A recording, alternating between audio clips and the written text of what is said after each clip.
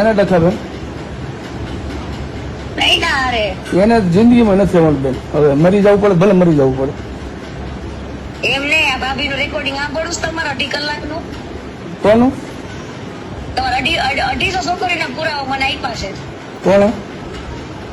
તમારી બાયડીએ હવે કોને? હવે જે હોય બેન, બરોબર. મારા છોકરાને મારા છોકરાને મોઢું મારી જિંદગી કાઢી નાખી. એમને તમારી બાયડીને કહેજો મોનનું શું કરે કે મોનનું આ ઓડિયો તમને આગળ નહીં સંભળાવી શકીએ કારણ કે આમાં ઘણી બધી અશ્લીલ વાતો કરવામાં આવી છે. ઓડિયો સાંભળીને તમે સમજી ગયા હશો કે એક તરફ કીર્તિ પટેલ વાત કરી રહ્યા છે અને જેની નૈનાબેન કહીને વાત કરી રહ્યા છે એ છે નૈના બારૈયા. ભાવનગરમાં કીર્તિ અને નૈના બારૈયા પર વધુ એક ફરિયાદ થઈ છે એટલે શરૂ કરી અને નૈના, કીર્તિ અને બીજી બાજુ જે વાત કરતા હતા રાજુ ભમ્મર એ વચ્ચેના સંબંધ શું છે અને વિવાદ શું છે. કહાનીની શરૂઆત આજ કે કાલથી નથી થઈ. આખી કહાનીની શરૂઆત થાય છે ભાવનગરના બોરડા ગામના પૂર્વ સરપંચ એટલે રાજુ ભમ્મરથી. રાજુ ભમ્મર અને નૈના બારૈયાની ઓળખ થાય છે. ઓળખાણ ધીમે ધીમે નજીક આવે છે. એ બંને વચ્ચે સંબંધ છે. સંબંધ એટલો આગળ વધે છે કે બંને લિવ ઇન રિલેશનશિપમાં રહેવા લાગે છે. લિવ ઇન રિલેશનશિપનું જે કરાર હોય એ કરાર પણ કરે છે. પરંતુ થોડો સમય થાય છે અને પછી સંબંધમાં ખટાશ પડે છે. ધીરે ધીરે એ સુંદર લાગતો સંબંધ જે છે એ કડવો થતો જાય છે. રાજુ ભમ્મરનો દાવો છે કે એ સમય જતાં સંબંધોમાં તણાવ આવતા આખરે તેમણે સંબંધો તોડવાનો અને એનો અંત લાવવાનો નિર્ણય લીધો.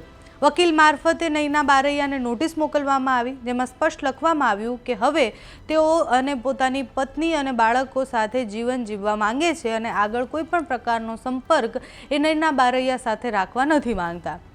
પણ આ જ્યારે સંબંધ તૂટે છે ત્યારે એન્ટ્રી થાય છે એક નવા પાત્રની અને પાત્રનું નામ છે કીર્તિ પટેલ.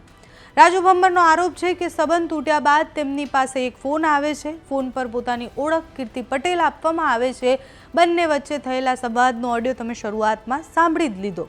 રાજુ ભમ્મરનો દાવો છે કે ત્યારબાદ તેમની ઉપર જે દબાણ વધવા લાગ્યું એટલે કે સંબંધો કેમ તોડ્યા, તમે કોઈનું જીવન બગાડી દીધું, દાઠા પોલીસ સ્ટેશનમાં એ જાય છે અને પછી અરજી કરી દે છે.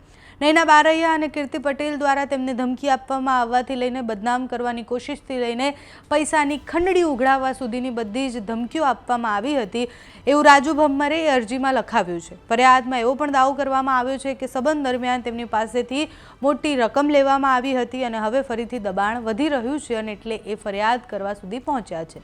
સોશિયલ મીડિયા પર પણ આખા વિષયની ખૂબ બધી ચર્ચાઓ અત્યારે થઈ રહી છે. નૈના બારૈયા પહેલેથી જ અનેક અન્ય કેસોના વિવાદમાં ફસાયેલા જ છે.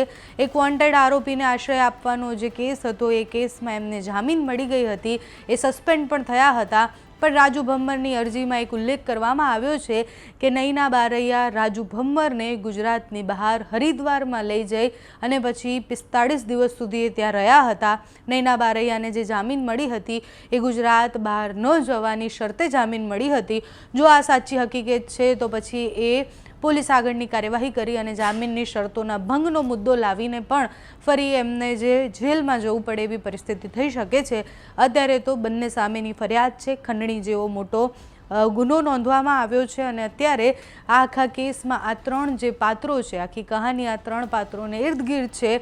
રાજુ ભમ્મરે જે આક્ષેપ કર્યા છે એના પછી કીર્તિ પટેલ અને નૈના બારૈયા આગળ શું કરે છે, આ કેસમાં આગળ શું થાય છે એ તો પોલીસ જોઈ લેશે. તમારું આ વિષય પર શું માનવું છે અમને કમેન્ટ્સમાં જણાવજો. અત્યારે આ વિડીયોમાં બસ આટલું. જો તમે અમને યુટ્યુબ પર જોઈ રહ્યા હોય તો સબસ્ક્રાઈબ કરજો, ફેસબુક પર જોઈ રહ્યા હોય તો ફોલો કરજો, અમારા વિડીયોને લાઈક અને શેર કરજો.